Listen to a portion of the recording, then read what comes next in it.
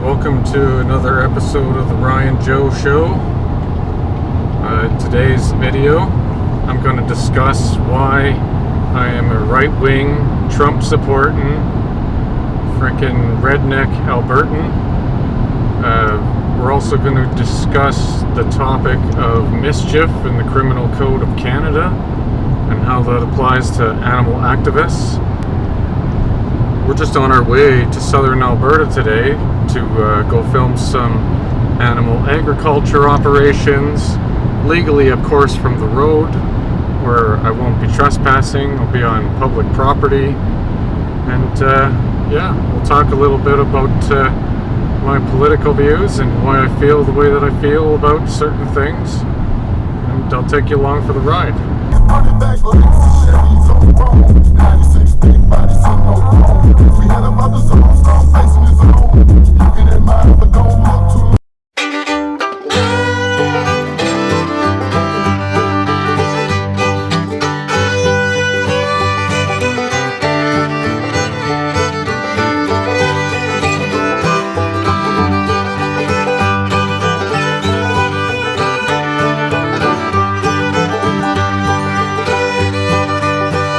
In order to explain this, I'll have to give you a little bit of background about myself.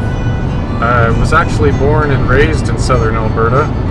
I was born and raised into a Catholic family. I was Catholic growing up, went to Catholic school. I've lived in southern Alberta for most of my life, and despite the fact that I'm heading into territory where I feel is unfriendly towards vegan activists, I still feel at home here because this is my home. This is really all I know.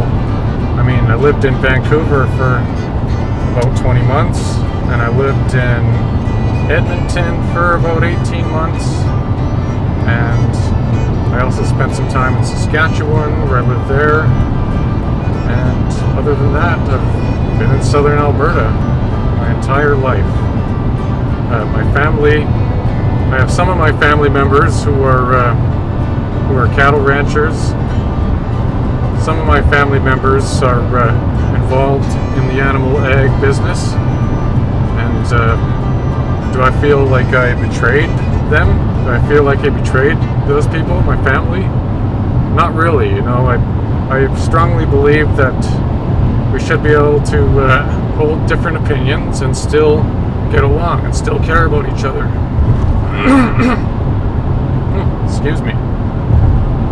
And ultimately, I'm a libertarian by nature, so my views is that people should sort of be able to believe what they want. They should sort of be able to hold whatever values they want.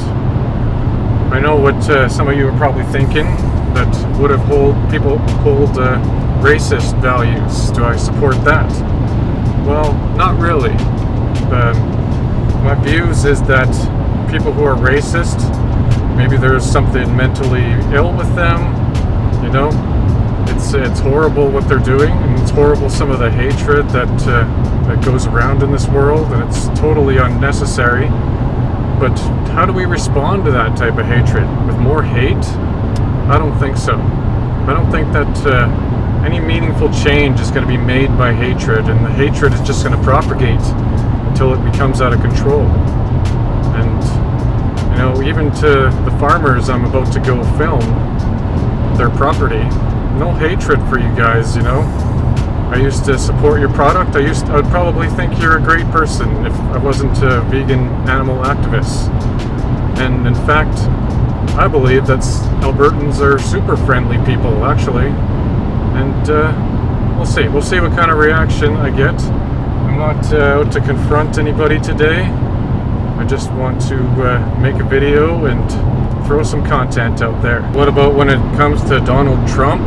Am I a Trump supporter? I guess if you want to say that, I thought Donald Trump was a better candidate than Joe Biden for the job.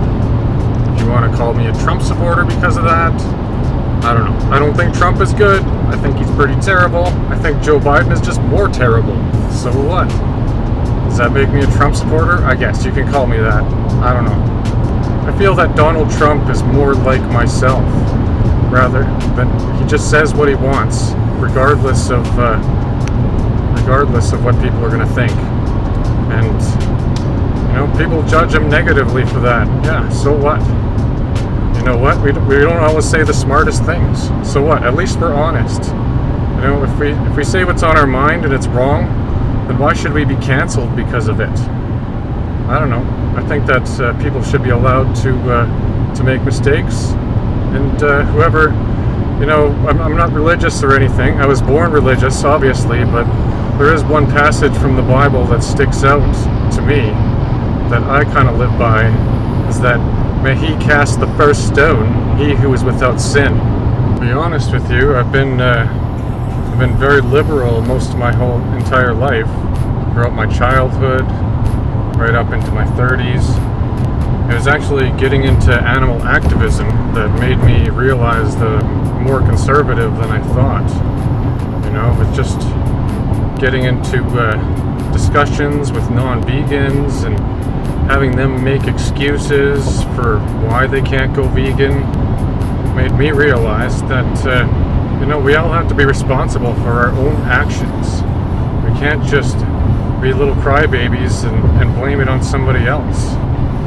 I started diving more into looking into economics and government policy and things like that, and I realized that government policy is really the problem here. And the thing of the left is they want more government policy. So I realized that maybe some of this government policy just needs to go, and the government needs to butt out a little bit more. Although I do believe that there should be basic protection for all persons from being exploited for money. That includes animals, and I consider animals persons. So once you give animal personhood, you don't really, it kind of transcends the whole liberal conservative line. Because I'm sure, conservatives are looking at it as, I can sort of do what I want. It's a free market, so I should be able to exploit these animal bodies for profit. But you wouldn't be able to do that with a human. You wouldn't even be able to do that with, certain wildlife that people love in Africa, like wild animals, lions. People get really upset when you kill lions. So why is that? Why is these other animals deserve protection and they deserve personhood, more personhood, whereas cows, chickens, and pigs are basically considered livestock animal? A livestock animal is almost the lowest form of animal. So we're speciesist in that way. I realized in that whole age-old argument of equality of outcome versus equality of opportunity, I'm more equality of opportunity. Sorry to say, guys, that's just the way that I am. Take it or leave it. I'm being upfront right now. Like the farmers that live in this area probably think I'm super woke, freaking social justice warrior. But I'm kind of in the middle. I've always kind of thought of myself as more of a centrist rather than a conservative or liberal. But why even use these labels to define ourselves? Really, it's kind of crazy. Why not just kind of believe what you want rather than believing what your identity politics should dictate you should believe? Moving to the country, gonna eat a lot of peaches. Moving to the country, gonna eat me a lot of peaches. Not animals, cause animals are sentient and deserve life and liberty. Shout out to that vegan teacher. She has such a unique form of activism. I think that's one of our biggest assets here in the vegan movement, is we have such a diverse base of people who are involved. You think I should throw more song and dance into my video? Let me know in the comments below. That's enough about that for now anyways. We are just approaching Jumbo Valley Colony here in the MD of Willow Creek, and that's the next topic I wanted to talk to you guys about. And we're at the birthplace of ag-gag laws here in Alberta and Canada in order to talk to you about this topic. It was here at Jumbo Valley Colony on September 3rd, 2019, where several activists peacefully occupied a turkey barn near the town of Fort Macleod, which just happens to be, as well, the constituent of John Barlow, Member of Parliament, who is introducing Bill C-205. Anyways, I talked about John Barlow and Bill C-205 in a previous video, so if you want to catch up to date on that, I will leave a link. But today we're going to take a deeper dive into the criminal charge of mischief and what constitutes mischief. Here is the definition of mischief. I'm not going to read the whole thing out. I guess the important thing to take from this is section D, which says obstructs, interrupts, or interferes with any person in the lawful use, enjoyment, or operation of a property. We can clearly see from videos from the Liberation Lockdown event that the operation of the property was never interrupted, that operations continued as normal. So, I mean, the only thing that would, I'd say, constitute mischief here is it's interrupting the owner's enjoyment of the property. It should be noted that the activists in the Liberation Lockdown cases were charged with breaking and entering with the intent to commit mischief. But what if we're to take away the breaking and entering part? What constitutes mischief anyways? Is it just mischief for me to take a video of an animal from a public road? It's quite concerning to me that the criminal charge of mischief is so loosely defined in the court. You know, what constitutes wrecking your enjoyment of the property? You know, I have some kids that play basketball in the alley behind my house quite frequently. Can I call the police and have them charged for wrecking the enjoyment of my property? So, I don't really understand that why taking a picture of a video constitutes as mischief. If anyone out there is a lawyer and can shed some light on this topic, leave it in the comments below.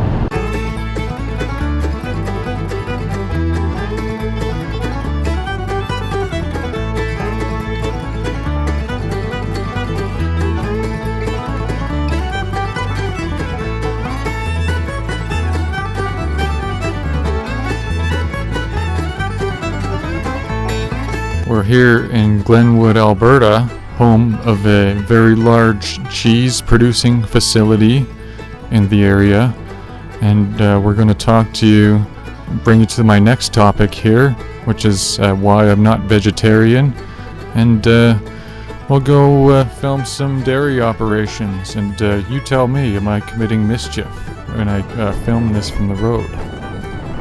You can see that this place specifically has the dairy hutches turned around so people on the road cannot see the calves inside. Ah, it looks like this place maybe still has the hutches facing towards the road. This might be a better example for me to show you guys. These animals are born, taken away from their mother, and stuck in these rickety looking hutches for the rest of their lives. The males are killed for veal, while the females get to live their life as a milking machine. You know, these animals are such a huge industry in this area that they're not even basically considered at all for any sort of rights. These are all instruments of death, torture, and the Holocaust that is perpetrated on animals every single day. Anyways, guys, thanks for watching. We're just about back in Calgary now, so I'm going to end the video here. If there's anything else that you think I missed or should cover, let me know in the comments below. If you like my work, like, subscribe to the channel, and don't forget to donate to the Lucky Ones Farm Sanctuary. I'm feeling really artsy-fartsy right now, stopping and taking all these artistic shots. Country road. take me home to a place I belong, West Virginia.